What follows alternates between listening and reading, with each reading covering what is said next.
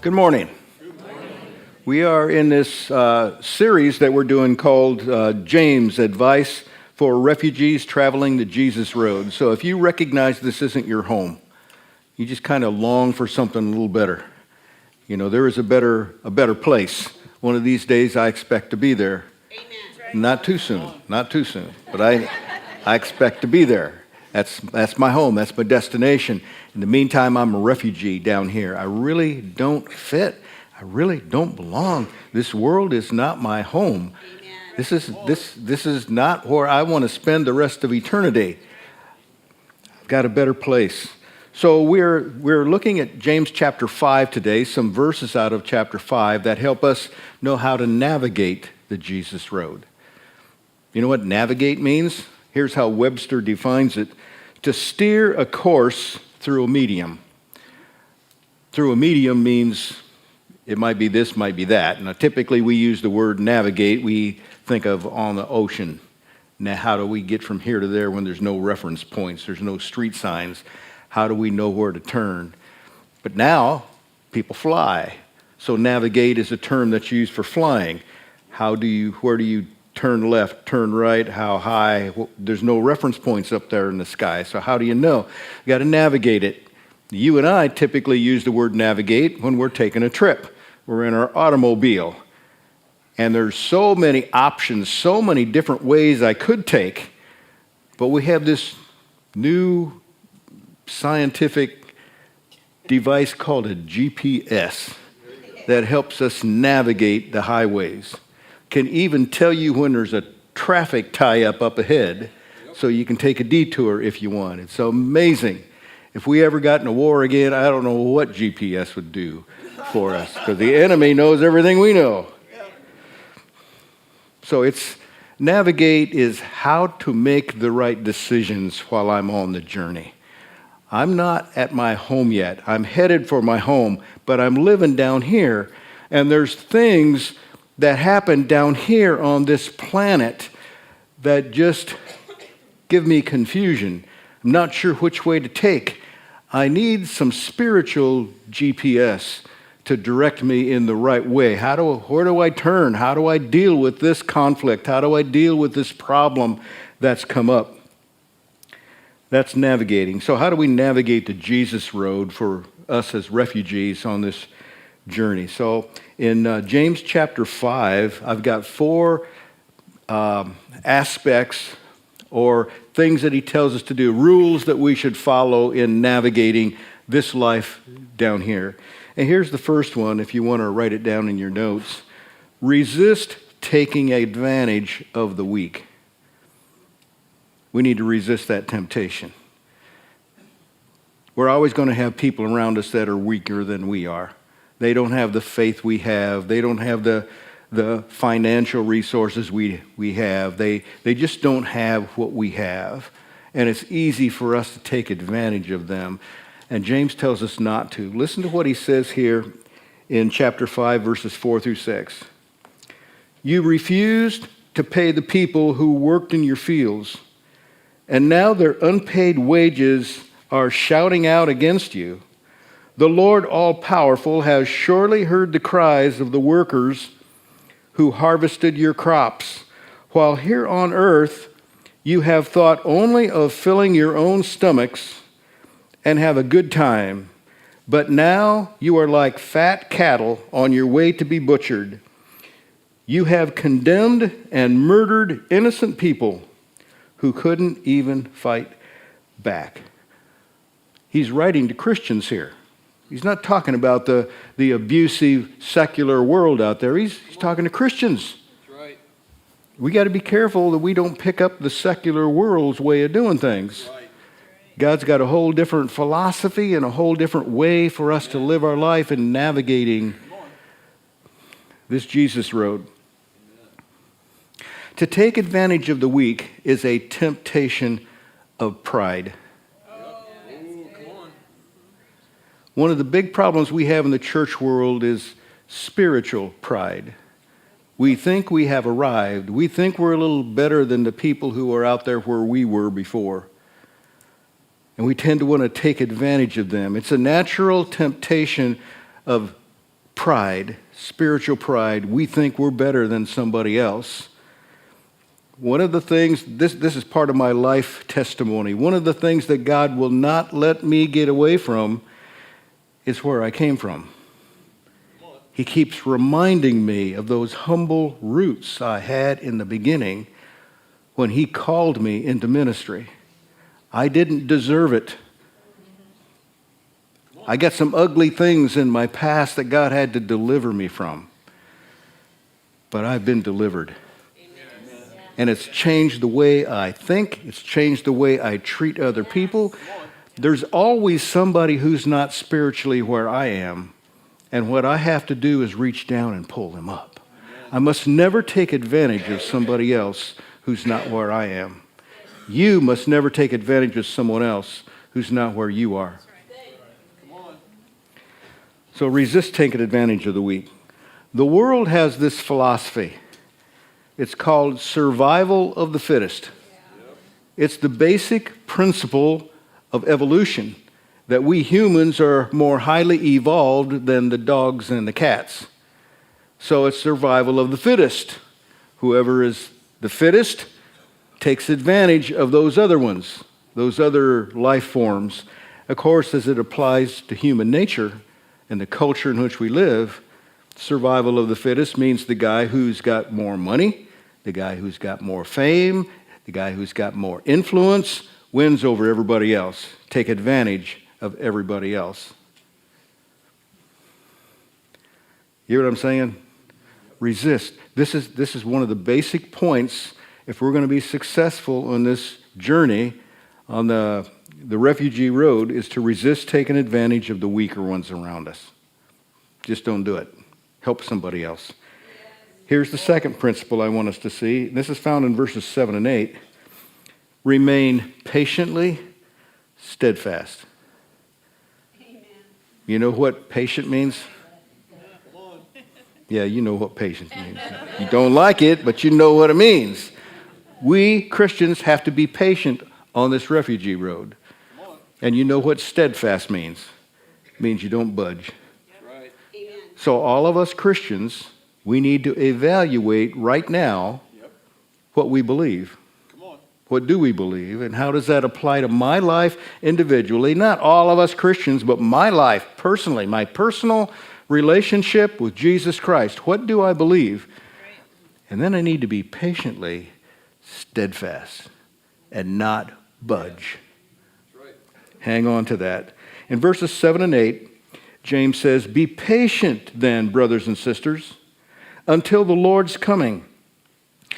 See how the farmer waits for the land to yield its valuable crop, patiently waiting for the autumn and spring rains.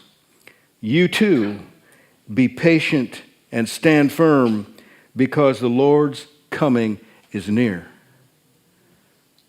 Did you know that Jesus Christ is coming back again? Yeah, you've heard it, but do you really believe that? Do you really know it's happening? Can you read the newspapers? Can you watch the news and see the prophecies coming to pass? He's coming back soon. So, seed develops over time. Every farmer has to learn what patience is. If a farmer doesn't have patience, he's going to be very frustrated. He's going to plant in the spring and try to harvest in the summer. And guess who loses? The farmer that doesn't have patience. The crop is dependent on the rain, and the farmer cannot control the rain. It either comes or it doesn't come. And sometimes it comes too much. Every farmer has to be patient and wait. And so does every Christian. Because the blessings of God are like rain. And sometimes it doesn't come, and sometimes it does. In buckets full. So we have to remain patiently steadfast. Avoid get-rich-quick schemes. Because everybody's got one. Yep. And if it sounds too good to be true, guess what? It probably is. God has a way to prosper us. Yes. Come on. Bring the tithe into the storehouse. Amen. That's his way to prosper us. If we'll be faithful in bringing the 10% of our increase, whatever our increase is, whatever we do for a living, 10% of the increase goes into the storehouse so that the gospel can be furthered, so that it goes out to the world. And guess what? God works behind the scenes to prosper you. I've learned this with my own life. There were times when I wondered. Anita and I would sit down and we would talk about, is this really working? Because we're given 10% of our income and we're working hard and we're believing in God for great things, but it looks like we're not prospering. It looks like it's just not there. Now, at this point in my life, as I look back over it, and I'm sure Anita would agree with me, we would have never thought we would be where we are today. How did this happen? How did this blessing show up at the last minute? How did this happen? It's God's favor. Amen. And I believe it's a spiritual principle that will work for every one of us. Yes. But we have to be patiently steadfast Yes. and wait on God. Yes. He's the one who brings the harvest. Because that patience gives us confidence and gives us hope. Yes. If you don't have patience, you're not going to have the confidence or the hope. Just trusting God. God works through process. Yes, I believe he does miracles. Yes. But every time he does a miracle, a big breakthrough miracle of provision, every time God does this miracle, there's been a whole process working behind the scenes. Come on. Somebody else is praying for it, Yes. and all of a sudden the answer came to me. It's a process. We'll talk more about that in a little bit. But listen to what Isaiah says in chapter 30, verse 18. Yet the Lord longs to be gracious to you. Did you know that? This is in the Bible. The Lord longs to be gracious to you. Therefore, he will rise up to show you compassion. For the Lord is a God of justice. Blessed are you who wait for him. Yes. Blessed are you who wait for him. You stay steadfast. God will be God. Yes. He will bring about the blessing. Verse 9 here in James chapter 5, verse 9, he says, don't grumble about each other, or you will be judged. And the judge is right outside the door. Yes. God's always watching. He's always got his eye on you. He's always got his eye on me. He sets up opportunities for me to do what he wants me to do. I just have to watch for him. Just have to watch for these opportunities. And God judges murmuring. Did you know that? Did you know that's in the Bible? God judges murmuring. I'm supposed to trust God in all things. But I try to play God myself when I grumble and gripe and complain about other people or my circumstances, my situation. Just trust God. Amen. You think something happened to you that God didn't know about? Come on. Just trust him. Good word. Because God's watching your every move. Yes. He's watching. Like we're on trial every day. He's watching us. We're his kids. Yep. Those of you who are good parents, don't you have your eye on your kids all the time? You don't correct them all the time, but you always got your eye on them. God's that way. He's always got his eye on you because he loves you. All right, let's go to the third thing here. Third point I want us to see from James 5. Refine your patience through perseverance. Patience is a key thing to keep trusting in God. And we refine it by staying steadfast, holding steady, perseverance. Verses 10 and 11 say, brothers and sisters, as an example of patience in the face of suffering, take the prophets who spoke in the name of the Lord. As you know, We count as blessed those who have persevered. He's talking about the Old Testament prophets, and it was still the same principle to the New Testament apostles with the persecution that they had to deal with. Most of us, we don't know what persecution is. Come on. Somebody snickers at us when they see a Bible in our hand, or they see us bow our head before lunch in the lunchroom. We think that's persecution. Listen, these people lost their lives. They lost their homes. They had to flee for their lives, get a job somewhere else. We need to wait to see what the Lord will do with us. Yes. Wait to see what the Lord will do. You don't get mad at God because he didn't take care of you today. You just watch and see what he's going to do with this. Come on. This is what faith is, a walk of faith. Wait and see what God's going to do. Don't give up so quick. Right. Hang in there.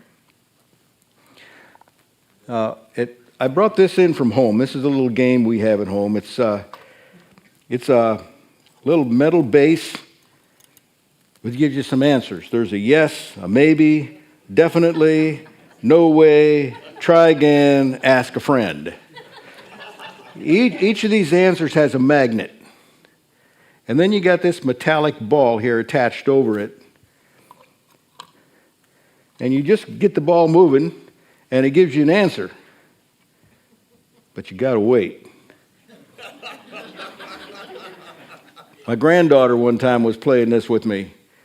And we got that ball going, and she wanted to ask it a question, and it just kept going and going, and every now and then she'd reach up, and I'd pull her hand back. I'd say, wait, wait, wait. And she'd reach out again, and wait, wait, wait. You just have to wait. Now, this stopped on the yes. So the answer to the question was yes. But my granddaughter, you see, she didn't have the patience to wait. She wanted to direct it herself. Come on. Isn't that just like us? We ask God to do something, and then we keep reaching out and grabbing a hold of it and trying to control it. Come on. Keep preaching. No wonder things don't work out, because we keep circumventing the system. Come on. Trust him. Be patient. Verse 11, last half of verse 11 says, "You have heard of Job's perseverance and have seen what the Lord finally brought about. The Lord is full of compassion and mercy." Amen. If you go back and read the book of Job, we see one miserable guy. He's a man of faith, but he goes through one crisis after another. He loses his children. They're all killed in a horrible accident. Loses his finances, loses his land, loses everything that God's blessed him. And even his supportive wife says, "Why don't you just curse God and die?" She's a real supporter, you know. Why don't you just curse God and die? That's encouragement for you. But then God turns it around. If you keep reading to the last chapter in the book of Job, you see that God gave him twice as many kids as he had at the beginning. You say, well, what kind of God is that? What kind of love is that? Lets all his kids die and then gives him double? God knows what he's doing, and he doesn't check on us to see if it's all right. That's right. He's got a plan. He's got a plan. He doesn't promise to hug us and pat us on the back and be a good daddy to us. He promises to be a shepherd and a spiritual father and help us navigate the Jesus road. Yes. Romans 5:3 says, "But that's not all. We gladly suffer because we know that suffering helps us to endure." That's not the attitude of most of us Christians. We don't gladly suffer. Come on. You see, what we have to do is we have to place ourselves in the potter's hands. Yes. Let him shape us and form us. And he doesn't check on us to see if it's okay. He just does it. And if we resist it, we're going to be like all these other Christians outside the church doing nothing this morning but watching TV or mowing the lawn, raking leaves. But we're God's people, and his favor is upon us. And he's working out good things in our lives. Yes. We just have to be patient and wait for that. Endurance means tenacity. Yes. You know what tenacity means? You hang on and you don't let go. You hang on to your faith. You don't give up. Yes. Tenacity means you stick to it. Yes. Come on. You hang on to that faith no matter Yes. what. Because God is tenacious. Yes, he is. He doesn't give up. He keeps hanging on to you. He keeps believing that something good is about to come out of you. God limits himself. He doesn't do miracles on his own anymore. He waits on us. He only works through us. And if we don't do anything, God won't do anything. That's right. Come on. So we need to be prayer warriors. We need to be praying because Yes. God answers our prayers. Yes. He does. Just a matter of time. We have to wait. You see, we live in two dimensions. We are two-dimensional people as Christians. The first dimension is the natural dimension. Right. Too cold in the winter, too hot in the summer. That's the natural dimension. There's also a spiritual dimension that you can't see. It's just as real. It's just as real out here. They're angels. There are angels. They don't have bodies, so you can't see them. There are demons. They don't have bodies, so you can't see them. But it is functioning in this spiritual dimension. And Satan will come at us with spiritual attacks. Yes. And those spiritual attacks manifest in the natural. You didn't know it was Satan that brought it about, but it manifests in the natural. And because the problem is a natural problem, you can go to a doctor, and the doctor can prescribe some medicine or some therapy to help you with that. But the source is spiritual. Come on. Sometimes it works out with a financial downturn. That appliance that cost you so much money breaks down the day after the warranty expires. That timing should tell you something. Satan's trying to steal your blessings. Sometimes it has to do with a relationship problem. Satan attacks us with relationships. Relationships for us humans is a very important thing. Yep. And sometimes they go awry, break down. Satan's attack. You can go to a marriage counselor that will help you because it was a spiritual attack that worked out in the natural. In the natural. So don't be afraid to deal with the natural problem, but also don't be afraid to recognize it's a spiritual source. Come on. Deal with that as well. Don't just go to the doctor. Pray at the same time. Yes. You see, you and I set up opportunities for God to bless us. Jesus said, watch and pray. In other words, while you're praying, watch for what God sets up in your life. When you see God set something up, recognize it. Do acts of kindness for people who are weaker than you. Help people get up. Help people overcome. And when you do that, God's watching. You see, you're setting yourself up for an opportunity for God to bless you. Yes. That's what we Christians do. We're always setting ourselves up. Okay, here's the last point, the fourth one. Reclaim the truth. Come on. Reclaim the truth. James says it like this in verse 12. But above all, my brethren, do not swear either by heaven or by earth or by any other oath. But your yes is to be yes, and your no, no, Come on. so that you may not fall under judgment. King James Version says, let your yea be yea, and your nay be nay. Speak the truth. Come on. We need to reclaim that in our world today because deception rules. Come on. If I can deceive people and people are gullible enough to listen to my deception, they're deceived. And I can manipulate people around me. We see this all the time, don't we? This deception. I remember my primary news source some years ago was CNN. They got a lot of money. They put a lot of money in gathering the news, and they have reporters out there taking pictures and videos. And I remember on CNN, before the election where Trump got elected, the news reporter was given the news, and he called Donald Trump a clown. Use the word in the news, a clown. And I thought to myself, that's commentary. That's not the news. He's not giving me facts. He's giving me his opinions.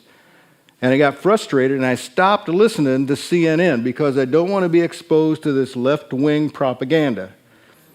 So I switched over to Fox News. And then Tucker Carlson comes on Fox News and called COVID-19 a hoax perpetrated by the Democrats to keep Donald Trump from getting reelected. I was doing COVID funerals. Tucker Carlson said it was like a cold. This is all it was.